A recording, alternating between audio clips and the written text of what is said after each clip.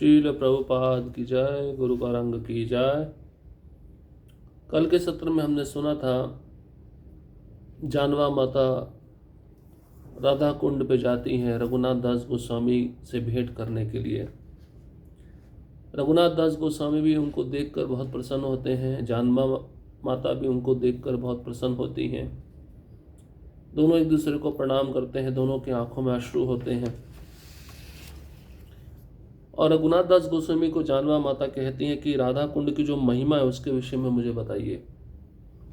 राधा कुंड की महिमा मैं सुनना चाहती हूँ आपके मुख से।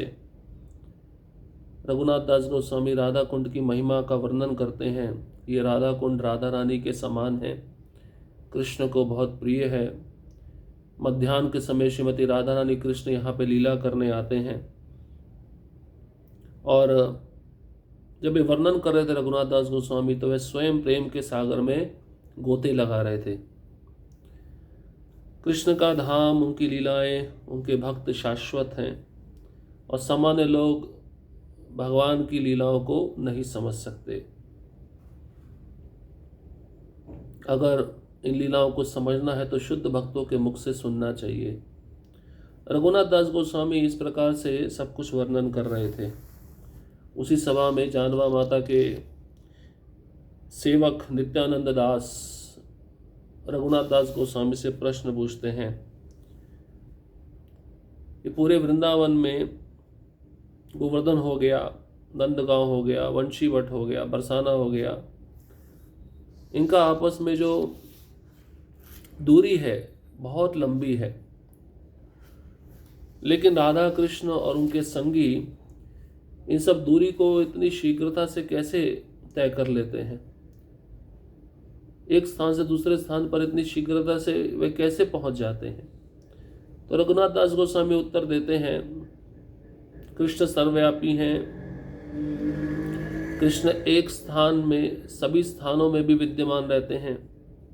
और ये ब्रजमंडल एक कमल पुष्प की तरह है और कमल की जो पंखुड़ियां हैं विभिन्न स्थान हैं। और कृष्ण की लीलाएं दो प्रकार की होती हैं, प्रकट और अप्रकट। प्रकट लीला जब नहीं होती तो अदृश्य रहती है, प्रकट लीला जब होती है तो दृष्टिगोचर होती है। और ब्रजवासियों को एक स्थान से दूसरे स्थान पर जाने की आवश्यकता नहीं है। कृष्ण के इच्छा मात्र से वे वहाँ पे प्रकट हो जाते हैं जहाँ पे ब्रजवासी इच्छा व्यक्त करते हैं। और ऐसा प्रतीत होता है कि वे एक स्थान से दूसरे स्थान पर जाते हैं, लेकिन ये सब लीलाएं योग माया द्वारा व्यवस्थित की जाती हैं। कृष्ण की लीलाएं अनंत काल तक चल रही हैं और चलती रहेंगी।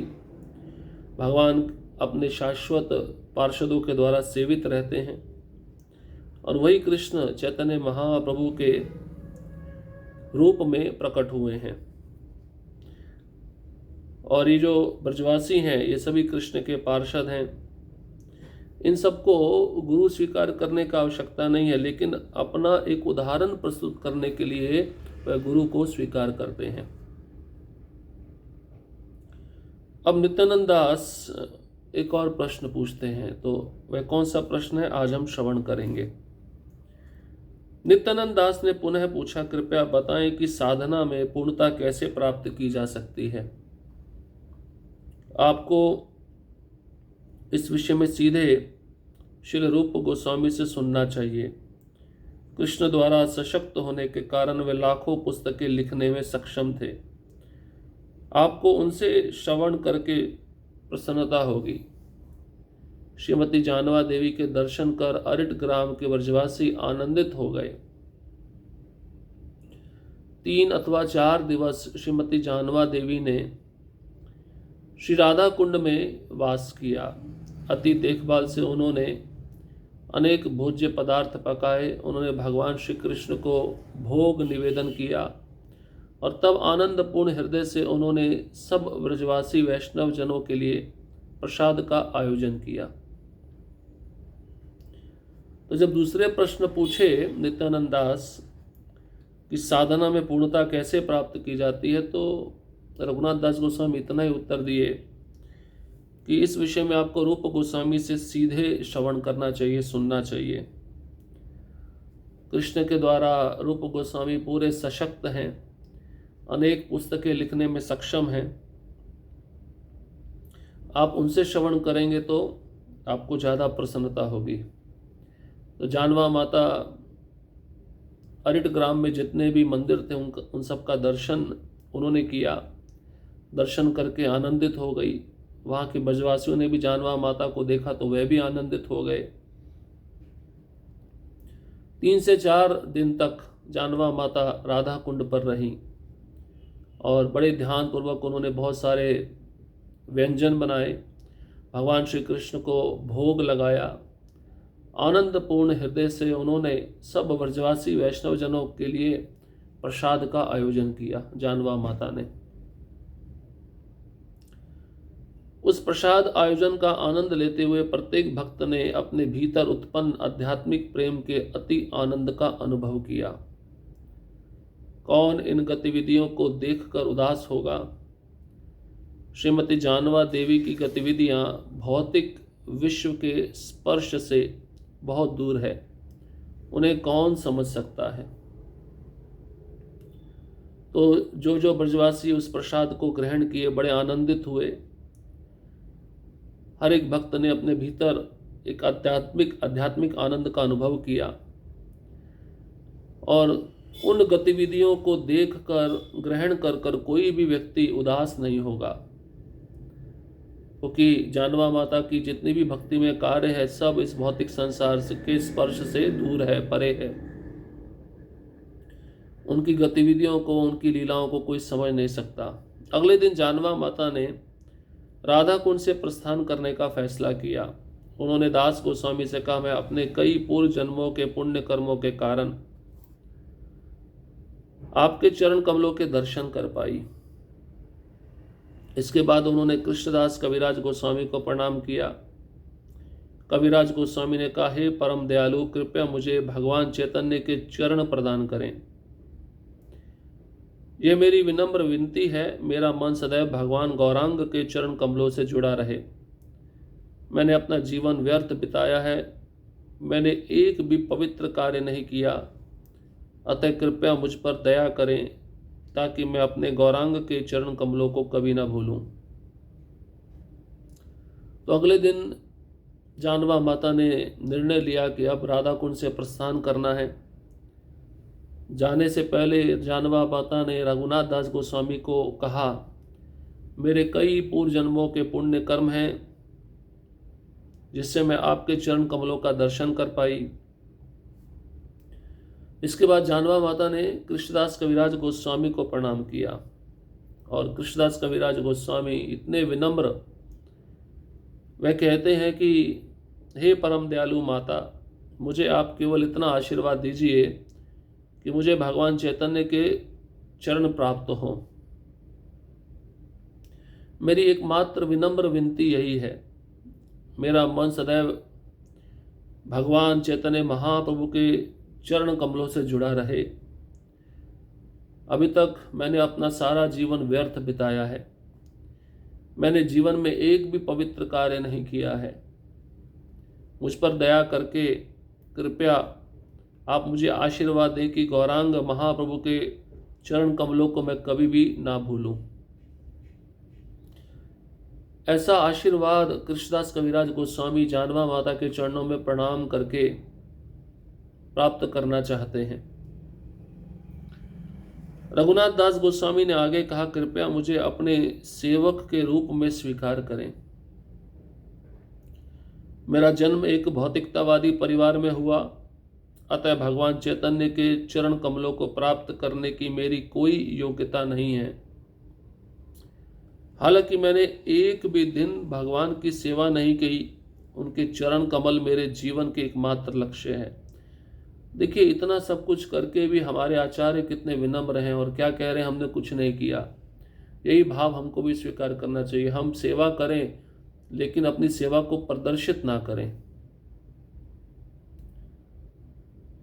तो रघुनाथ दास गोस्वामी भी जानवा माता के चरणों में प्रणाम करते हुए कहते हैं कि मुझे सेवक के रूप में स्वीकार कीजिए। मैं तो एक भौतिकतावादी परिवार में जन्मा हुआ व्यक्ति हूँ। चैतन्य महाप्रभु के चरण कमलों को प्राप्त करने की मेरी कोई योग्यता नहीं है। लेकिन आपकी कृपा से मैं प्राप्त कर सकता हूँ। मैंने एक भी दिन भगवान की सेवा नहीं की है और चैतन्य महाप्रभु के चरण कमल ही मेरे जीवन के एकमात्र लक्ष्य है। मेरी योग्यता नहीं है, लेकिन आपकी कृपा होगी तो मैं उन चरण कमलों को प्राप्त कर सकता हूँ।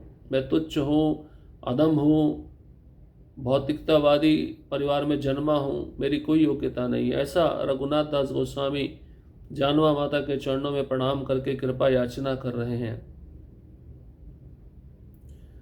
जानवा माता ने उत्तर दिया, अपनी विनम्रता छोड़कर मुझ पर कृपा करें ताकि मेरा मन शुद्ध हो जाए। मैं एक पतित आत्मा हूँ, मैंने कभी भी शुद्ध भक्ति नहीं की है। मुझे नहीं पता कि विधाता ने मुझे इस दुनिया में क्यों भेजा है। अब जानवा माता भी देखिए अपने बारे में क्या कह रही है। वो जानती है इन सब वैष्णवों की तो बहुत विनम्रता है, विनम्रता के कारण वे ऐसा कह रहे हैं। जानवा माता कहती है कि विनम्रता छोड़कर मुझ पे भी कृपा कीजिए जिससे मेरा मन शुद्ध हो जाए। मेरा मन अति मलिन है।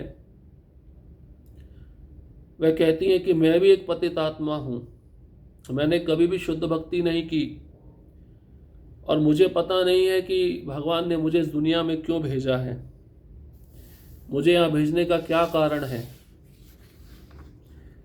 तब जानवा माता ने राधा कुंड को प्रणाम किया और प्रार्थना की, आप मुझे अपने तट पर आश्रय दें, आपके सदैव दर्शन करने की मेरी इच्छा पूर्ण हो। इस प्रकार जानवा माता ने राधा कुंड से प्रस्थान करते समय सभी को भाव विभोर कर दिया। जब वह वृंदावन लौटी तो उन्होंने वहां भक्तों को राधा कुंड की खबर सुनाई। उसके बाद में जानवा माता राधा कुंड को प्रणाम करती हैं, प्रार्थना करती हैं। ये प्रार्थना हमें भी करनी चाहिए जब हम राधा कुंड के तट पे जाते हैं। हे राधा रानी, हे राधा कुंड, मुझे आप अपने तट पे स्थान दीजिए, आश्रय दीजिए, रहने का अवसर दीजिए। मेरी इच्छा केवल आपका दर्शन करने की है। इस इच्छा को मैं यहाँ पर प्रकट करती हूँ या करता हूँ। इस प्रकार से जानवा माता राधा कुंड को प्रणाम करती है और वहाँ से प्रस्थान करते हुए बहुत ही भाव विभोर हो जाती है। आंखों से अश्रु बहता है, रोमांच गदगद हो जाता है, वाणी अवरुद्ध हो जाती है। जाने की इच्छा नहीं होती, लेकिन प्रस्थान करना है। राधा कुंड के विचार, राधा कुंड की स्मृतियां अपने मन में लेकर जानवा माता अब वृंदावन की ओर जा रही हैं। और जब वह वृंदावन पहुंचती हैं तो वहां पर पहुंचकर सभी भक्तों को राधा कुंड की खबर सुनाती हैं कि राधा कुंड में उन्होंने रघुनाथ दास गोस्वामी, अन्य गोस्वामियों के साथ क्या क्या किया, किस प्रकार से रघुनाथ दास गोस्वामी के मुख से उन्होंने कथा श्रवण किया, किस प्रकार से उन्होंने राधा कुंड में परिक्रमा की, किस प्रकार से राधा कुंड के तट पर उन्होंने भक्तों के लिए बहुत सारे व्यंजन बनाए और श्री कृष्ण को निवेदन कर कर सबको परोसा। उन भक्तों को इतना आनंद आया। ये सब बातें जानवा माता वृंदावन पहुंचकर उन सब भक्तों को बताती हैं।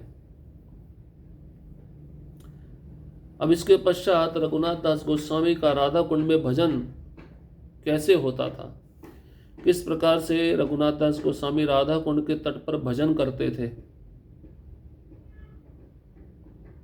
पहले हमने सुना उनकी नियमावली, उनका नियम के प्रति निष्ठा, कितनी दंडवत लगानी है, कितनी बार स्नान करना है, मानसी सेवा करना है, कितना जप करना है, ये सब हमने सुना। और जब वृद्ध हो गया शरीर तब भी वह नियमों को छोड़े नहीं, उनकी नियम निष्ठा बहुत पक्की थी। तो राधा कुंड में जब रहते थे उनका भजन किस प्रकार से होता था, ये बहुत विशेष है।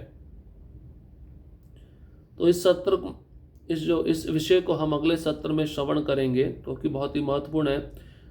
राधा कुंड में जैसा वो भजन करेंगे उस भजन को हमें कैसे करना है।